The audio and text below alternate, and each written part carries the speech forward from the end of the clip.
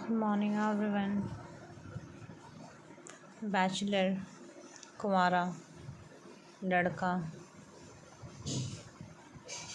feminine word, spinster, कुंवारी लड़की, feminine gender, वह संज्ञा शब्द जिससे माता जाति फीमेल का बोध हो feminine gender word कहलाता है।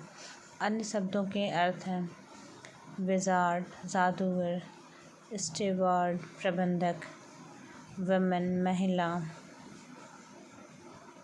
Change the following sentence in a negative one. This boy play football. A.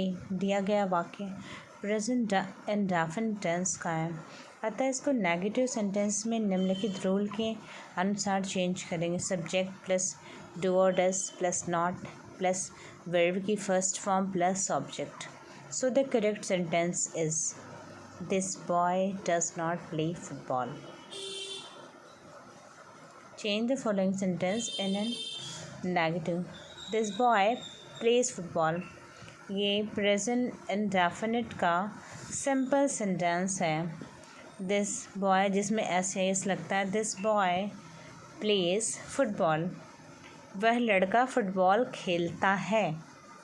This boy does not play football, यह लड़का फुटबॉल नहीं खेलता है। फाइन। तो डू या डज का प्रयोग करके अकॉर्डिंग टू सब्जेक्ट सिंगुलर है तो डज का प्रयोग हुआ। डज नॉट नेगेटिव सेंटेंस बनाना है, does not play football. Fine. तो ये नेगेटिव में फॉर्मेशन हो गया आपका सब्जेक्ट प्लस डू या does plus not plus verb की first form plus object. Fine. I hope कि आपको चीज़ें समझ में आ रही होंगी। टेंस तो आप लोगों ने पढ़े ही होंगे, और जिनके टेंस क्लियर नहीं है तो किसी और वीडियो में मैं सारे टेंस और सारे सेंटेंसेस करा दूँगी, जितने भी टेंस हैं सबके। Change the following sentence in the question Madhusudan knows how to cheat. तो मधुसूदन को पता है कि कैसे चीट किया जाता है। मधुसूदन नोज एस लगाए, देखिए एस लगा हुआ है। How to cheat singular person है, सब्जेक्ट सिंगुलर है, प्रेजेंट इंडेफिनिट का सेंटेंस है। फाइन। सिंपल सेंटेंस है, एस लगेगा। देखिए दिया गया वाक्य प्रेजेंट इंडेफिनिट टेंस का है, अतः इंट्रोगेशन सेंटेंस इंट्रोगेटिव सेंटेंस में बदलने का नियम क्या है। Does Madhusudan know how to teach. Does question बनाना है, क्वेश्चन फॉर्मेशन का सेंटेंस हमें बनाना है। डज डू या डज लगाएंगे सब्जेक्ट के according. Does Madhusudan know how to cheat. देखिए कैसे बनाते हैं, डू या डज लगाएंगे प्लस सब्जेक्ट प्लस वर्ब की फर्स्ट फॉर्म प्लस ऑब्जेक्ट। अब देखिए एक तरह से और बनाएंगे, वाई को लगाकर भी बना सकते हैं। वाई प्लस डू या does plus subject plus verb की first form plus object. So the correct sentence is like that, does Madhusudan know how to cheat. अब देखिए which suffix should be use to pluralize. अब इसको plural form में बनाना है। The following word taxi. अब देखिए टैक्सी शब्द में एस जोड़कर प्लूरल बनाया जा टैक्सेस। सफिक्स शब्द के अंत में लगने वाले शब्द या अक्षर जिससे शब्द का अर्थ या प्रकार बदल जाता है, तो प्लूरल टैक्सीज। अब देखिए read the following stanza carefully and answer the question 81 to 82. Break, break, break. On the cold grey stone sea, and I would that my tongue would utter the thoughts that arise in me. Fine. What is the meaning of the word utter? Stanza के अनुसार meaning, utter means speak. utter का मतलब होता है speak. Fine. चलिए आगे देखते हैं। What is the mood of the poet? C. Pessimistic. दिए गए स्टेंजा में कोल्ड और ग्रे जैसे शब्दों का इस्तेमाल हुआ है। पोएट के मूड में पैसिमिस्टिक रिफ्लेक्ट रखता है। पैसिमिस्टिक मीन्स निराशावादी। The first step is for us to realize that a city need not to be a frustrator of life.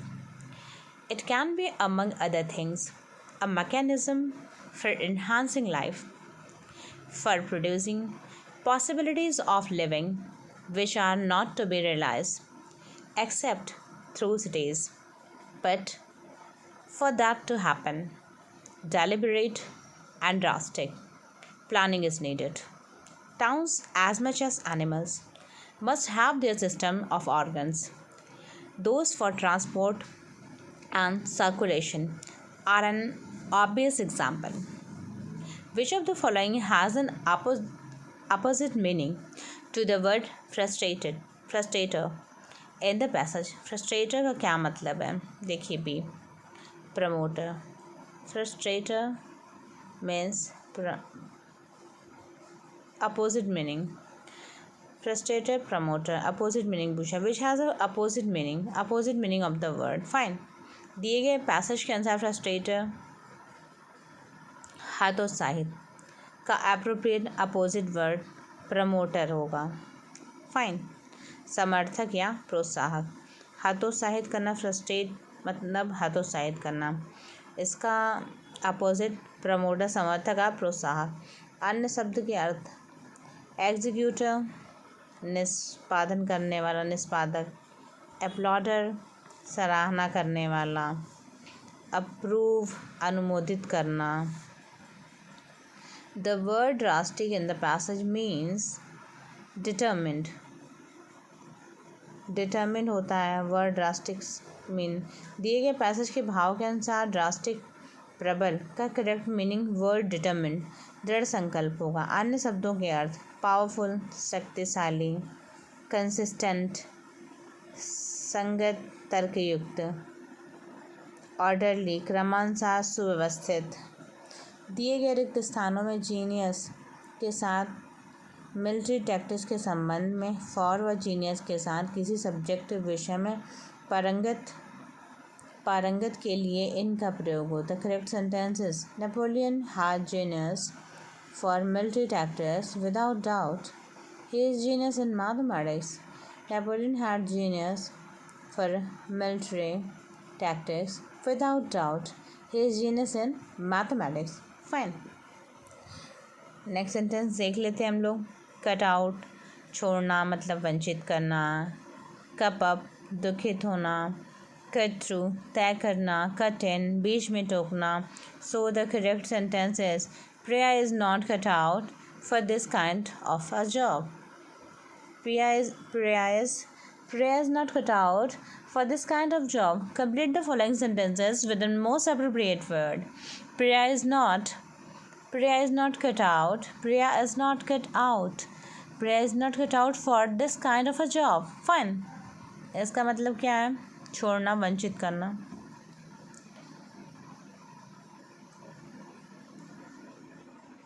Fine.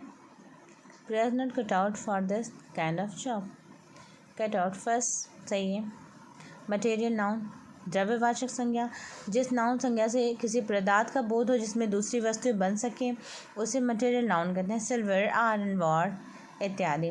Which of the following is in grammatical acceptable sentence? C. Give me 4-5 rupees notes. जब किसी वाक्य में रुपये और note की संख्या को प्रदर्शित करना हो तो उसे नोट को हमेशा प्लूरल फॉर्म में लिखते हैं. जब किसी संख्या को नोट को प्रदर्शित करते हैं तो नोट को हमेशा प्लूरल फॉर्म में लिखते हैं. फाइन. रुपी तो नोट को हमेशा प्लूरल फॉर्म में लिखते हैं बजाय रुपी के. So that the correct sentence is give me 4-5 rupee notes. तो नोट्स में एस लगा देंगे. Give me 4-5 rupees note. Subject. Identify the subject of the verb in the following sentences. Every boy along with his parents is waiting in the next room. Every boy along with his parents is waiting in the next room. C option सही है. Every boy along with his parents. Subject part किसी भी वाक्य में auxiliary verb से पहले प्रयुक्त किए गए शब्द वाक्य को सब्जेक्ट पार्ट कहते हैं. अतः subject part of the given sentence is like that. Every boy along with his parents. Every boy देखिए एवरी बॉय प्रत्येक बॉय, प्रत्येक लड़का, अलॉन्ग विद हिज पेरेंट्स, तो प्रत्येक वर्ड सिंगुलर की बात हो, जितने भी लड़के वहाँ मौजूद हैं उन सभी की बात हो रही, बट क्योंकि सब्जेक्ट सिंगुलर है, every boy along with his parents, तो सब्जेक्ट सिंगुलर है तो इसका ऑब्जेक्ट भी सिंगुलर ही लगेगा, हिज पेरेंट्स, तो हिज का प्रयोग हो रहा है यहाँ पर सिंगुलर सब्जेक्ट के साथ सिंगुलर प्रोनाउन का प्रयोग हो रहा है, प्रोनाउन, फाइन। प्लूरल के साथ प्लूरल का प्रयोग होगा, प्लूरल सब्जेक्ट से प्लूरल प्रोनाउन का प्रयोग होगा, फाइन। नेक्स्ट देखते हैं हम लोग, विच of the following sentence has an adjective clause. दिए गए ऑप्शन में एडजेक्टिव क्लॉज का प्रयोग किया गया है। इसमें adjective which of the following chain की विशेषता बताने के लिए पूरे क्लॉज के रूप में प्रयोग हुआ है adjective clause modifies noun and usually begin with an relative pronoun and some time with an sub ordinary conjunction, fun, तो सम टाइम कुछ सबऑर्डिनरी कंजक्शन लगाते हैं। बी ऑप्शन आपका सही है। देखते हैं सेंटेंस, देख लेते हैं। I bought a chain which was beautiful. मैं एक चैन खरीद कर लाया हूँ, या बॉट की है, मैंने खरीदी है, विच वॉज ब्यूटिफुल, जो कि ब्यूटिफुल थी, फाइन। अब देखिए संस्कृत का है। चलिए तो आज के लिए बस इतना ही। Thank you.